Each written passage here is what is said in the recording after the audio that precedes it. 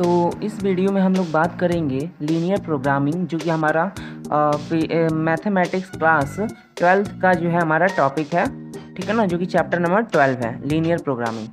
तो बेसिकली इसमें हम लोग इसके बारे में बात करने वाला है। और तो सबसे पहले हम लोग इसमें बताएंगे हम लोग इंट्रोडक्शन, ठीक ना, इंट्रोडक्शन पोर्शन के बारे में। तो बेसिकली बता दें लीनियर प्रोग्रामिंग प्रॉब्लम का क्या यूज़ है।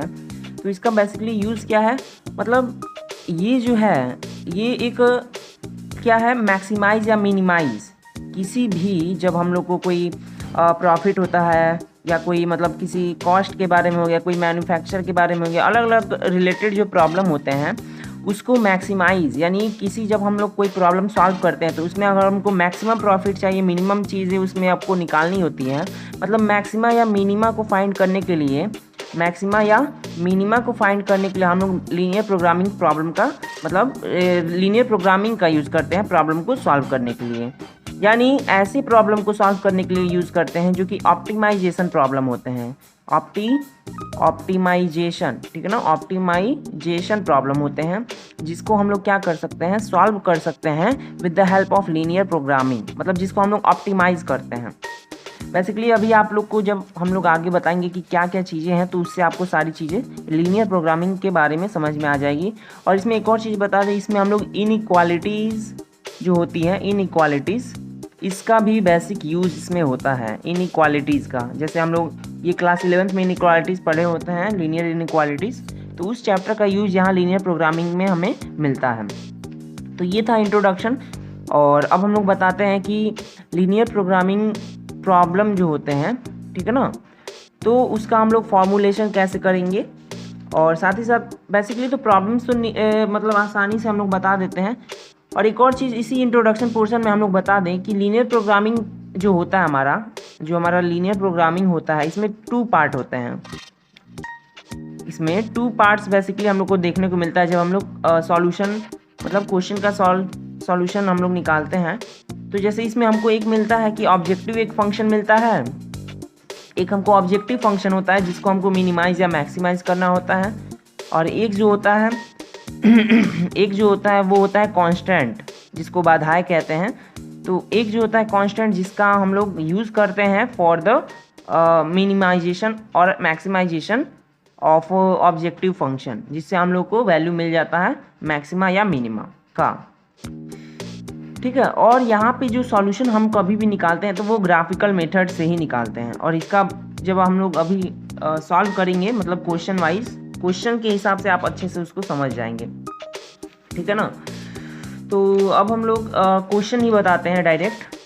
तो यहाँ पे हमारा एक क्वेश्चन है, देखिए लीनियर प्रोग्रामिंग का, कि सॉल्व, इसमें जब हम ग्राफिकल सॉल्यूशन निकालते हैं तो इसमें क्या होता है, कई तरह के रीजन आते हैं, बाउंडेड रीजन आते हैं, अनबाउंडेड रीजन आते हैं, और इस तरीके से हम लोग सॉल्व करते हैं। बाउंडेड कब आता है, जब बाउंडेड का मतलब होता है कि जब एरिया मतलब लाइन से, कर्व से घिरी हुई हो, और अनबाउंडेड कब होता है, जब एरिया यानी सॉल्यूशन रीजन वो एक तरफ से क्या हो, अनबाउंडेड हो, यानी लाइन से घिरी हुई ना हो, कर्व से घिरी हुई ना हो। यहाँ पे क्वेश्चन है हमारा एग्जाम्पल, ये एनसीईआरटी का, ठीक है ना, एग्जाम्पल नंबर 1 है, एग्जाम्पल नंबर 1 है लीनियर प्रोग्रामिंग का। क्या है ये कि सोल्व द फॉलोइंग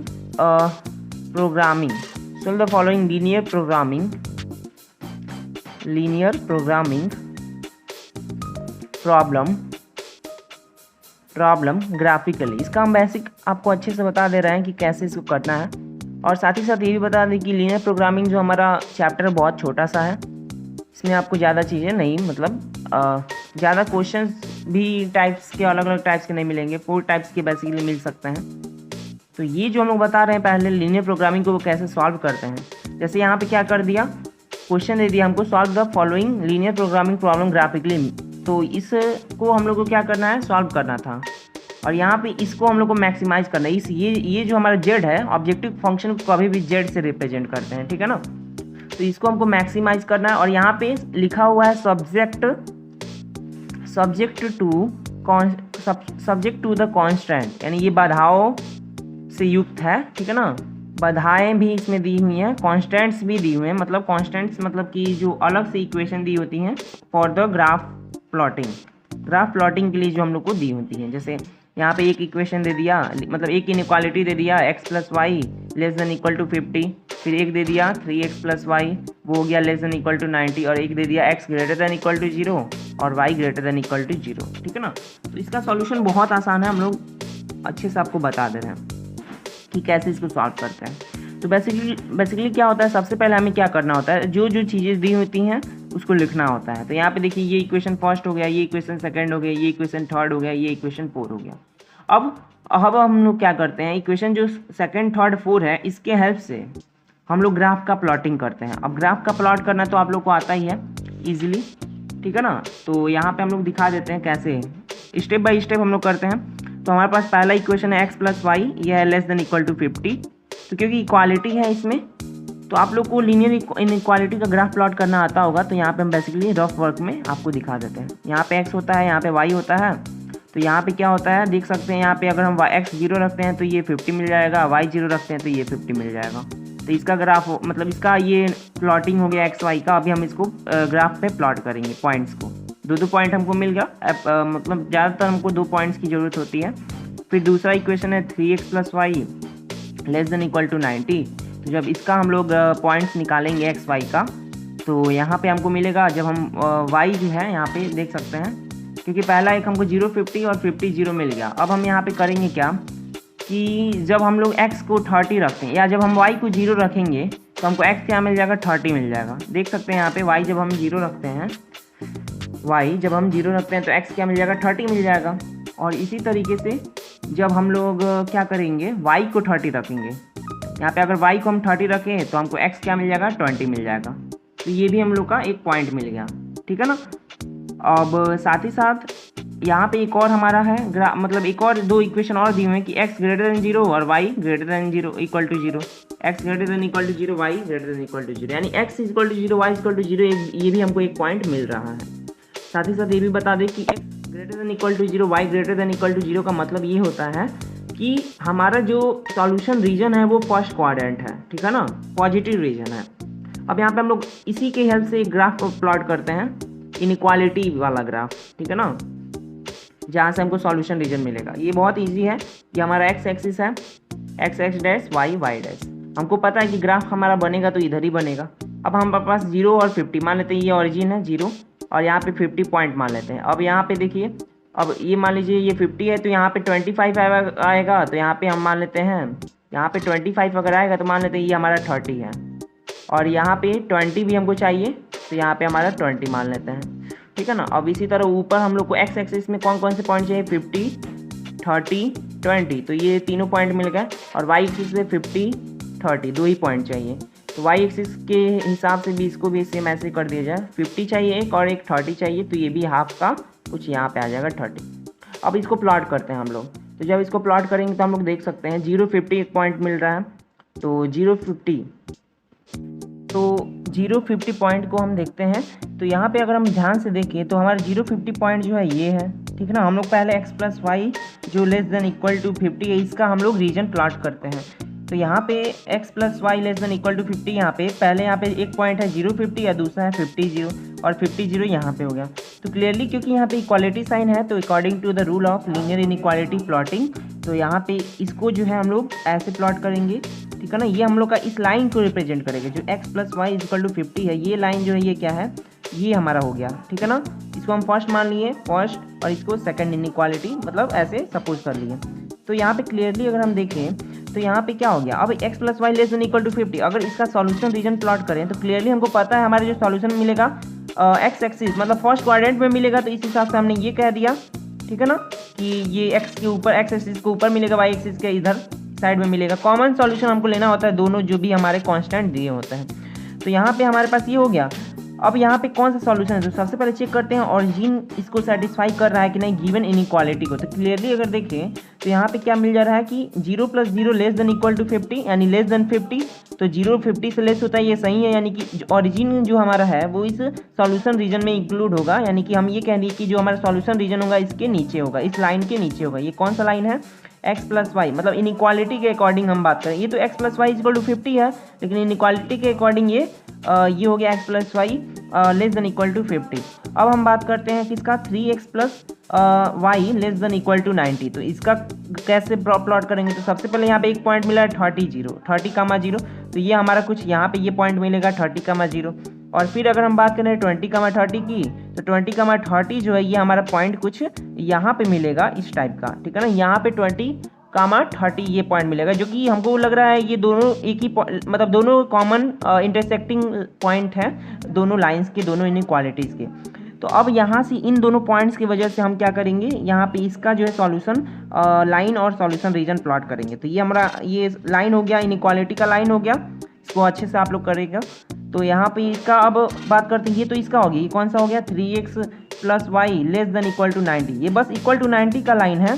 अब हमको चेक करना है कि सॉल्यूशन रीजन क्या होगा, कि सॉल्यूशन रीजन क्या है, लेस देन इक्वल टू 90। तो ऑरिजिन यहाँ पे देखेंगे सेटिस्फाई कर रहा है कि नहीं, तो इसमें भी ऑरिजिन सेटिस्फाई कर रहा है, यानी कि ऑरिजिन इंक्लूड है। यहाँ भी नीचे हमको इसका मतलब इस लाइन के नीचे ही हमारा सॉल्यूशन होगा।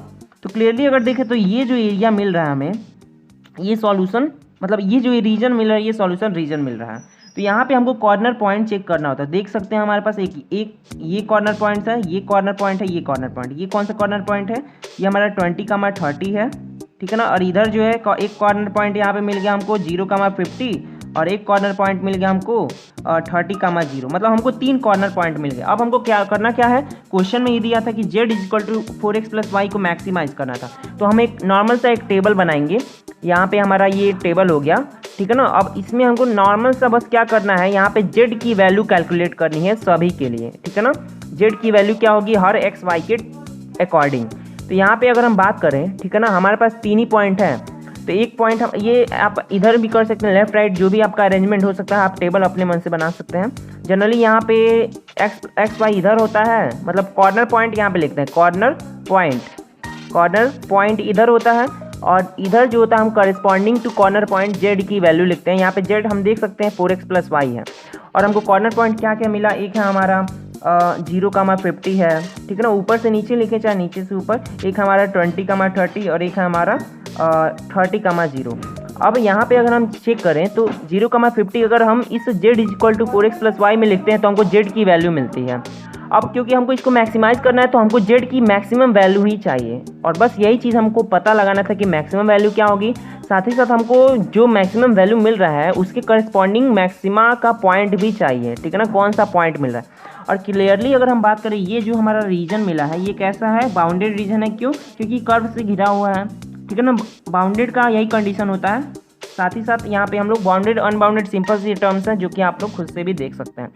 तो यहाँ पे 0,50 है, तो 0,50 जब हम इसमें रखते हैं 4x प्लस वाई में, तो यहाँ पे आ गया 50 इसका सॉल्यूशन जेड का, ठीक है ना। फिर 20,30 लिखते हैं तो यहाँ पे हो जाएगा आपका 80 प्लस 30, यानी कि आपका 110 यहाँ पे मिल जाएगा। और यहाँ पे 30 की अगर बात करें तो यहाँ पे 120 यहाँ पे मिल जाएगा। क्लियरली हम देख सकते हैं कि ये जो पॉइंट आपका मिल रहा है 120, ये मैक्सिमा है, मैक्सिमम वैल्यू मिल रहा है यहाँ पे, क्योंकि मैक्सिमाइज करना था, ये हमारा मैक्सिमम वैल्यू है। और ये जो पॉइंट है 30,0 ये जो है पॉइंट ऑफ मैक्सिमा, ठीक है ना, पॉइंट ऑफ मैक्सिमा मिल रहा है, ठीक है ना। तो इस तरीके से हम लोग बस इसको फाइंड आउट करना होता है। ये जो हमारा आंसर हो जाएगा बस कि इसका जो मैक्सिमम वैल्यू है 120 है और इसका पॉइंट ऑफ मैक्सिमा जो है वो 30,0 है। नॉर्मल सा एक क्वेश्चन हम लोग को बताना था। नेक्स्ट हम लोग बात करते हैं कि कितने प्रॉब्लम होते हैं, कितने टाइप्स ऑफ लीनियर प्रोग्रामिंग के कंडीशन होते हैं। तो ये हम लोग का यहाँ पे देख सकते हैं 12.3 का हमारा यहाँ पे टर्म है, different types of linear programming problems. तो इसकी हम लोग बात करते हैं, different types of linear programming problems. तो ये बहुत इजी सा टॉपिक है, और बेसिकली देखिए इसमें हम लोग क्वेश्चंस के हिसाब से ही आप लोग को समझाएंगे। Without the question we can't understand the real method of the solving the question. तो यहाँ पे सबसे पहले हम लोग यहाँ पे आपको बता देते हैं किस टाइप के होते हैं। जैसे पहला यहाँ पे आता है मैन्युफैक्चरिंग प्रॉब्लम। अब नॉर्मल सा चीज़ है कि मैन्युफैक्चरिंग प्रॉब्लम है, यानी कि मैन्युफैक्चर से रिलेटेड होगा, ठीक है ना, मैन्युफैक्चरिंग प्रॉब्लम। और दूसरा है हमारा डाइट प्रॉब्लम। डाइट प्रॉब्लम्स क्या है, जो डाइट से रिलेटेड होगा, ठीक है ना। ये लीनियर प्रोग्रामिंग का देखिए ऑप्टिमाइजेशन मेथड है, ठीक है ना, कि अलग अलग प्रॉब्लम्स कौन कौन से आप कंपाउंड करेंगे। तो ये चीज़ दूसरा हो गया डाइट प्रॉब्लम। और तीसरा और लास्ट जो है ये हमारा ट्रांसपोर्टेशन प्रॉब्लम। अब हर टॉपिक पे क्या है, यहाँ पे अलग अलग चीज़ें यहाँ पे दी हुई हैं, मतलब एक एक क्वेश्चन इंडिविजुअल प्रॉब्लम्स पे दिए हुए हैं। तो ये चीज़ हम लोग यहाँ पे अब डिस्कस करने वाले हैं। तो चलिए स्टार्ट करते हैं। तो यहाँ पे सबसे पहला हमारा क्वेश्चन है ऑन द डाइट प्रॉब्लम। ये हमारा एनसीईआरटी का एग्जाम्पल नंबर। अब हम लोग क्वेश्चंस की बात करते हैं। नॉर्मल इन्हीं मेथड्स की यूज से हम लोग को क्वेश्चंस को सॉल्व करना होता है। क्वेश्चंस को फॉर्मुलेट करना सबसे ज़्यादा इंपॉर्टेंट है, क्वेश्चन को फ्रेम करना। तो यहाँ पे एग्जाम्पल नंबर हमारा 6 है, हम लोग इसकी बात करते हैं एनसीईआरटी का। उसके बाद एग्जाम्पल मतलब जो भी एग्जाम्पल यहाँ पे दिया हुआ है वो भी कौन से डिफरेंट टाइप से जो लीनियर प्रोग्रामिंग प्रॉब्लम है उनमें। तो यहाँ पे एग्जाम्पल नंबर हमारा 6 है, ठीक है ना। ये क्वेश्चंस की हम लोग बात करते हैं। क्वेश्चंस यहाँ पे हम लोग बताएंगे भी। देखिए क्वेश्चंस को समझना ही पड़ेगा। ये किस पे है, डाइट प्रॉब्लम पे क्वेश्चन दिया हुआ है, डाइट प्रॉब्लम पे, ठीक है ना। सारे क्वेश्चंस के तरीके एक ही हैं, तो हम लोग एक क्वेश्चन यहाँ पे बता देते हैं डाइट प्रॉब्लम पर। तो डाइट प्रॉब्लम पे यहाँ पे है कि अब क्वेश्चन क्या है, तो देख सकते हैं कि यहाँ पे क्वेश्चन है कि ए dietitian wishes to mix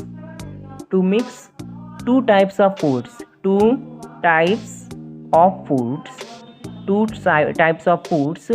in such a way that vitamin, अभी हम लोग इसको समझा रहे हैं, पहले लिख दे रहे हैं तब। Vitamin contents of the mixture,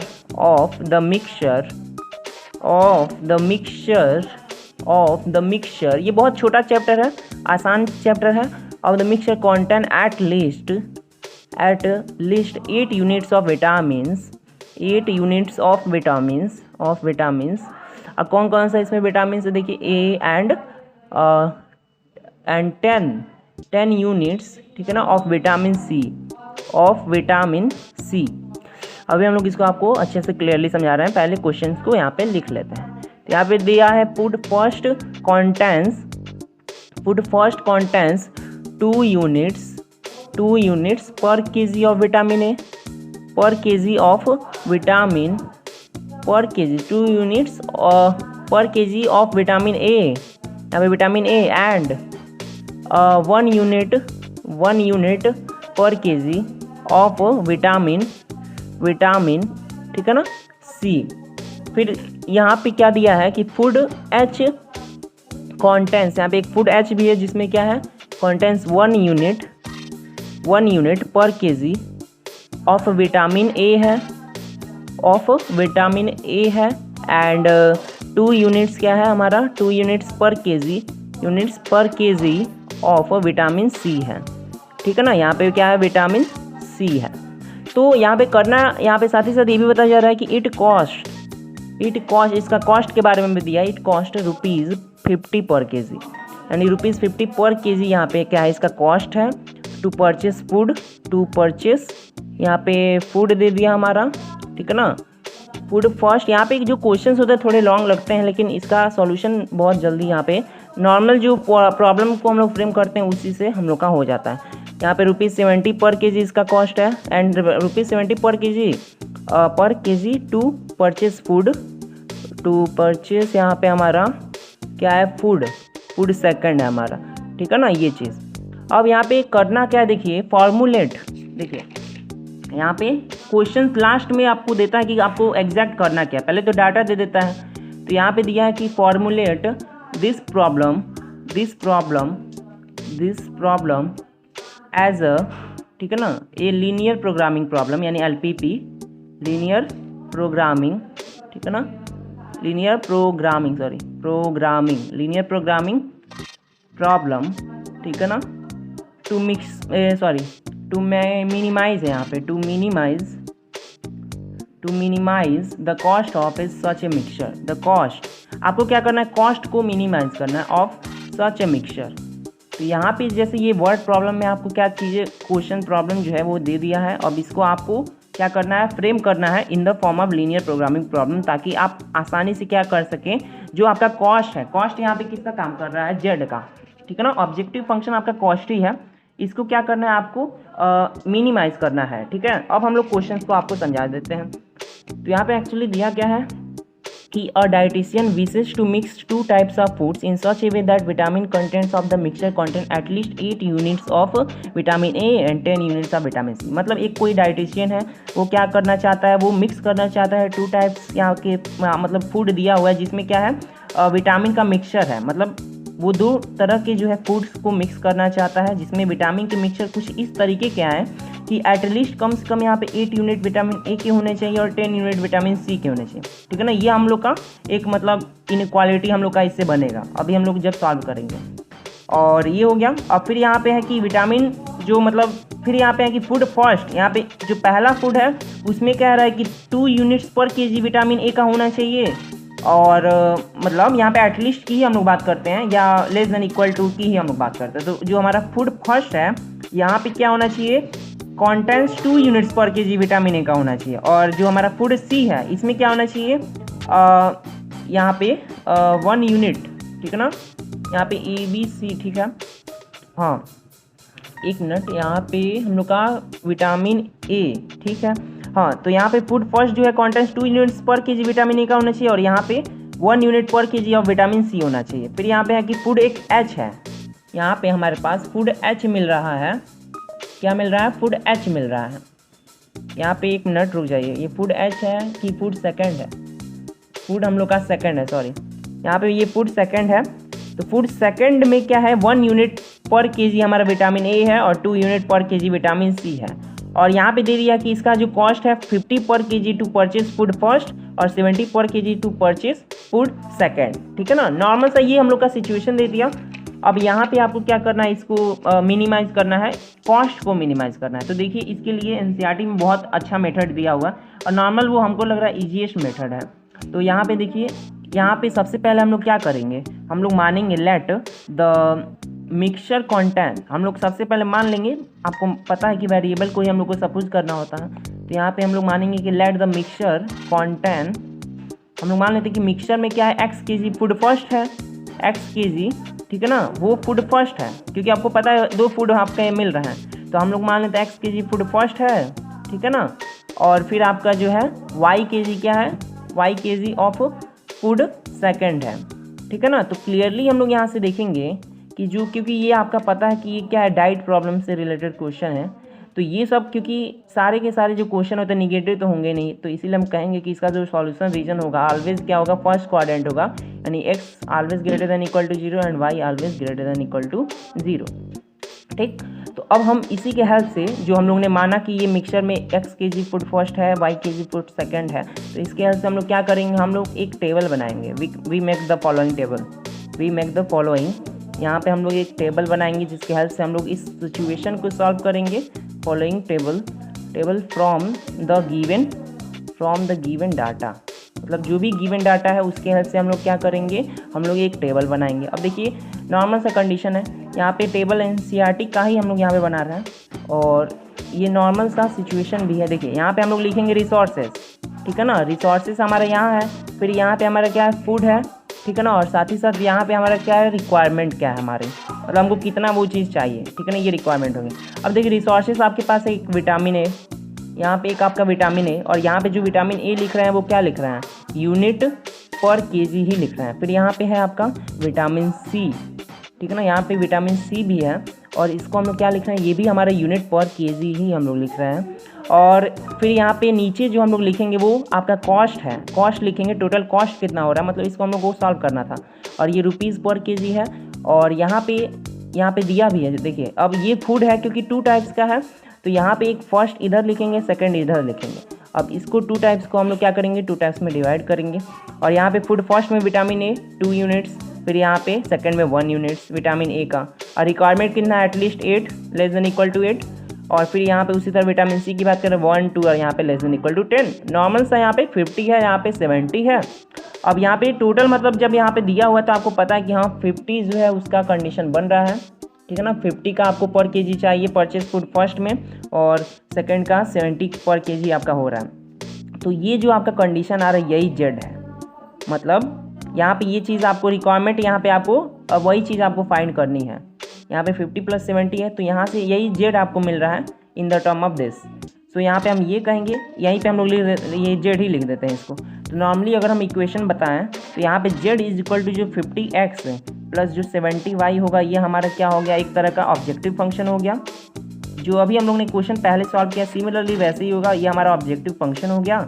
और फिर यहाँ पे हमको कांस्टेंट मिला, ये एक कांस्टेंट मिल गया x greater than equal to 0, y greater than equal to 0, और फिर 2 यहाँ से मिल गया कि 2x plus y is equal to less than equal to 8, और यहाँ पे हमको मिल गया कि x प्लस 2y जो है हमारा वो मतलब सॉरी यहाँ पे जो है आपका ग्रेटर देन इक्वल टू हमने लिखा है क्योंकि एटलीस्ट की बात की गई है, ठीक है ना। 8 से मतलब 8 उसका नॉर्मल होना चाहिए, 8 से ज़्यादा यहाँ पे हो सकता है, वो सिचुएशन से आप समझेंगे, अलग अलग क्वेश्चन में अलग अलग कंडीशन दी होती हैं।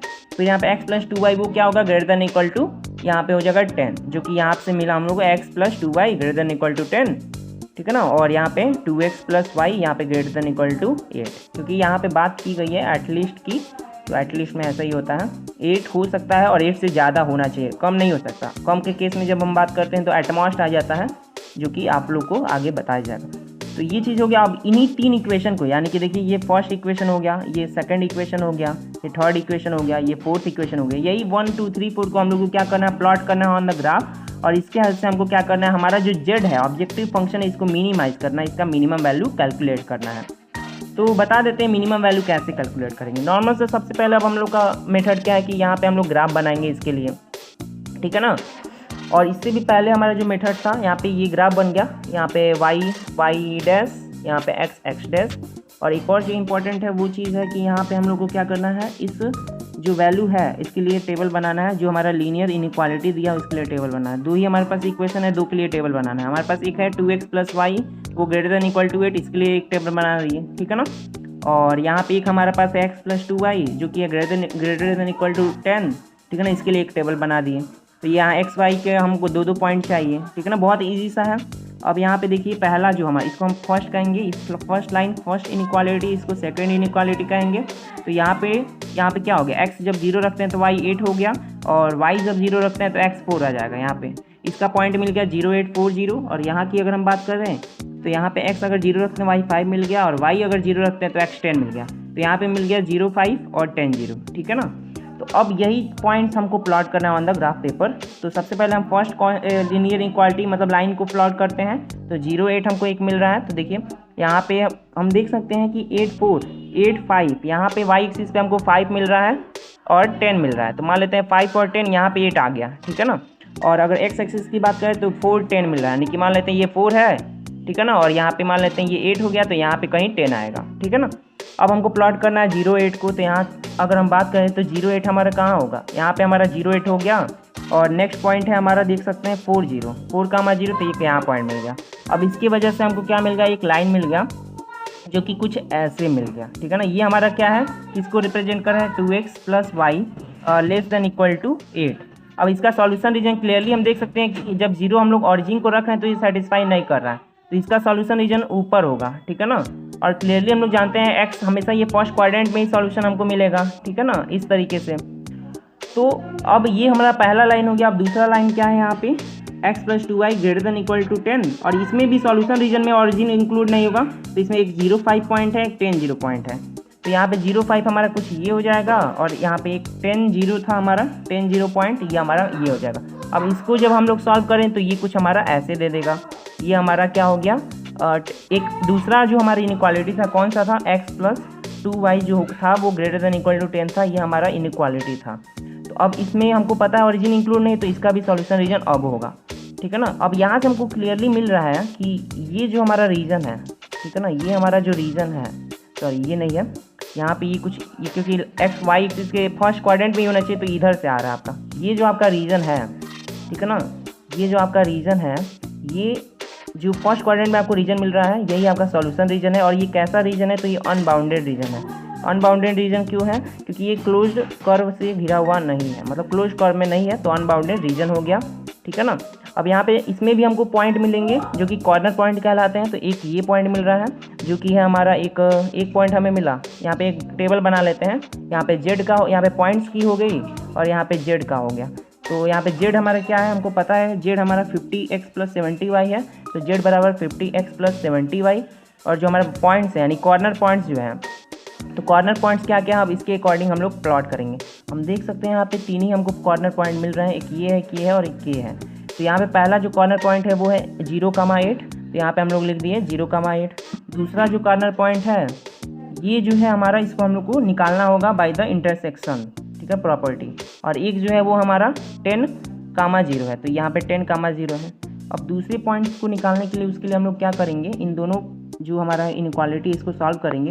तो हमारे पास क्या है 2x प्लस वाई, एक है हमारा इज इक्वल टू 8 और एक है हमारा x प्लस 2y, ये हमारा इक्वल टू 10। अब दोनों को जब हम सॉल्व करेंगे तो कैसे करेंगे, ये विद द हेल्प ऑफ कैसे हम लोग लीनियर इक्वेशन को सॉल्व करते हैं।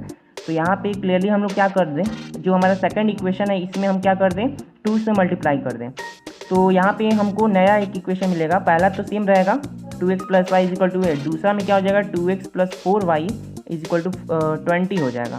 अब इसको सॉल्व कर दे तो ये माइनस में दे देगा और यहाँ पे -3y जो है वो आपका -12 आ जाएगा, ठीक है ना, यानी कि y की वैल्यू 4 आ गई। अब जब y की वैल्यू 4 आ गई तो x क्या हो जाएगा 10 - 2y with the help of equation second. तो यहाँ से 10 माइनस हो जाएगा आपका 2 4 8, यहाँ पे 2 आपका x की वैल्यू, यानी 2,4 आपका पॉइंट मिल गया। यानी ये जो कॉर्नर पॉइंट है जो इंटरसेक्शन से मिल रहा है वो 2,4 है। अब इस पॉइंट को हम यहाँ पे रखते हैं तो ये भी हम लोग का कॉर्नर पॉइंट मिल गया। मतलब इतने सारे कॉर्नर पॉइंट मिल गए। यहाँ पे बस z की वैल्यू को कैलकुलेट करना है। अब यहाँ पे देखिए 0 जब हम 8 रखते हैं तो इसकी वैल्यू आ जाएगी 560, ठीक है ना, 560 इसकी वैल्यू आएगी। और जब 2 4 रखते हैं तो इसकी वैल्यू आ जाएगी 100 प्लस 240, यानी कि नहीं 280, 100 प्लस 280 यानी कि 380 आ जाएगी।